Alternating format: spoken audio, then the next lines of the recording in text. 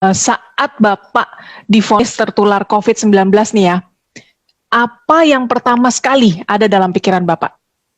Baik-baik saja. Jadi maksudnya saya sangat-sangat pede karena pada waktu itu ya. Jadi ini perhatikan perjalanan kepedean saya gitu. Nah, ada pede, nanti tidak pede, nanti pede lagi. Nah itu tidak percaya diri. Nah itu kenapa pede? Karena based on statistik. Jadi sebelum terjadi kena itu saya mempelajari statistik. Oh, kalau below 50 terus kemudian itu 99, sekian % sehat.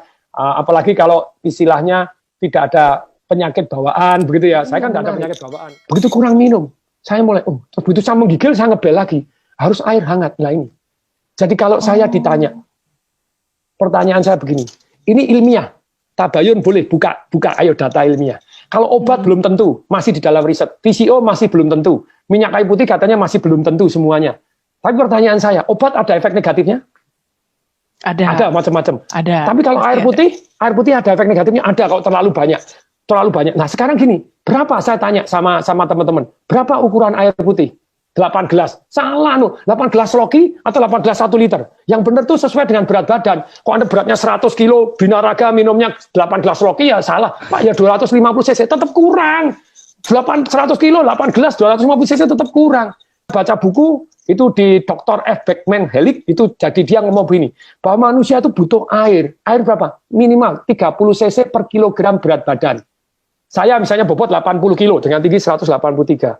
Bukan 8 gelas, yang benar 2,4 liter, 30 cc kali kilogram per berat badan. Pertanyaan saya, betul nggak kalau kurang air, ayo para dokter, para ilmuwan, kalau kurang air 4% Anda lemes, kurang 7% Anda sakit. Ayo mari kita buka, cari data, cari buku boleh. Kurang 20% Anda mati. Dalam hidup ini semua boleh kurang 20%. Mati. Anda kurang 20% apapun boleh. Kurang protein, kurang kalsium, kurang oksigen 20% Anda masih hidup. Tapi kurang air 20%, you die.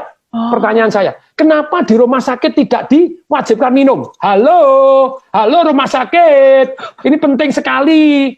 Kenapa tidak diwajibkan minum? Lu patung kan harusnya minum sadar sendiri. Tidak bisa. Saya ini tidak punya pengalaman sakit, saya diinfus. Karena diinfus saya pikir tidak perlu minum.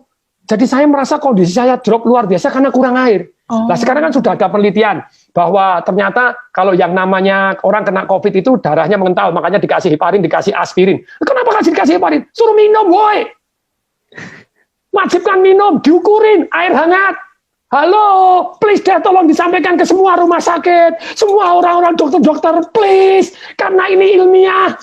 Anda bilang kalau PCO belum terbukti obat-obat, Actemra apakah pasti saya dikasih Actemra, 1 suntian 12,9 juta. Ternyata saya baca, betul itu menurunkan inflamasi. Tetapi kalau Anda kena pneumonia, kena TBC, kena itu mati loh.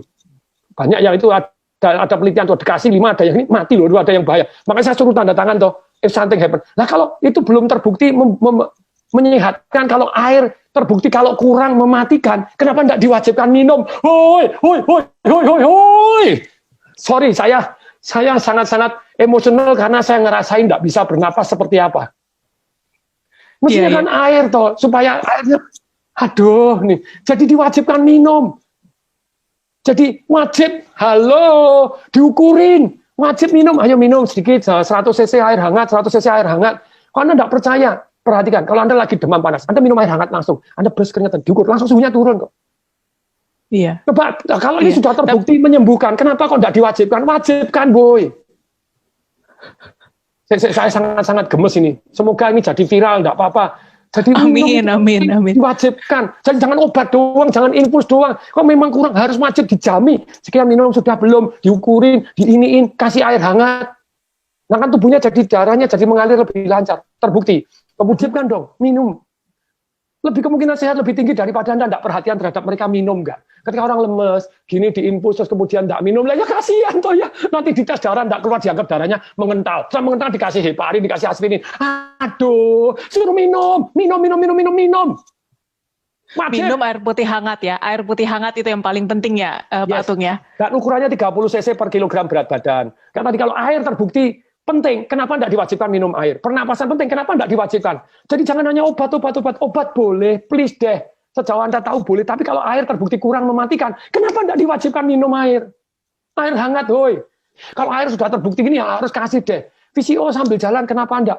Itu Pak, itu masih mitos, belum terbukti. Loh kalau belum terbukti, obat Anda apakah sudah pasti terbukti? Kalau obat sama-sama belum terbukti, ini efeknya lebih ringan. Dan kalau Anda percaya enggak, kalau Anda yang sakit, saya enggak memujikan Anda sakit, siapapun Anda yang sakit, apapun dilakukan loh. Suruh minum obat ini, nanti kalau kemungkinan mati ya daripada ini ya, mati sungguhan ya apa ya, suruh apa ini. Lah kalau VCO kan baik-baik gitu ya, kenapa enggak gitu loh. Jadi ada penelitian bahwa ternyata orang yang gembira itu megahertznya tinggi, orang yang marah megahertznya rendah, dan orang yang megahertznya rendah kena sakit macam-macam. Jadi itu dokter penelitian, jadi orang-orang ternyata yang sakit itu gelombangnya beda dengan orang yang sehat. Nah kalau orangnya supaya gelombangnya naik, nah itu ada perasaan bersyukur, penuh harapan, terus kemudian juga nyanyi-nyanyi, itu nyanyinya tentu saja nyanyi yang gembira, nyanyi yang sedih-sedih gitu. Terus kemudian ketawa tanpa sebab. Sekarang hati yang gembira, boleh kok, ayo tabayun kepada saya buka-bukaan data gitu ya. Kenapa nggak diwajibkan? Yo, kenapa nggak diwajibkan kalau ternyata secara ilmiah terbukti bahwa menaikkan imun sistem dan megahertznya tinggi, energinya tinggi, kenapa diwajibkan? Nyanyi bareng, ayo nyanyi walaupun pakai masker, nyanyi, nonton video lawak, itu diwajibkan. Kan itu cost nothing. Kalau diperkenankan Tuhannya. Misalnya saya diperkenankan kasih saya panjang umur dan sembuh dari penyakit ini. Tapi kalau saya harus diambil, izinkan ya, diambil dengan gembira.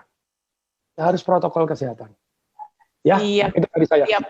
Baik Pak Tung, terima kasih banget Pak sudah mau sharing sama Tagar TV. Sehat terus Bapak, dan semoga kisah ini bisa memotivasi mereka yang sedang berjuang melawan corona ya Pak ya. Ya. Salam dahsyat. Salam dahsyat.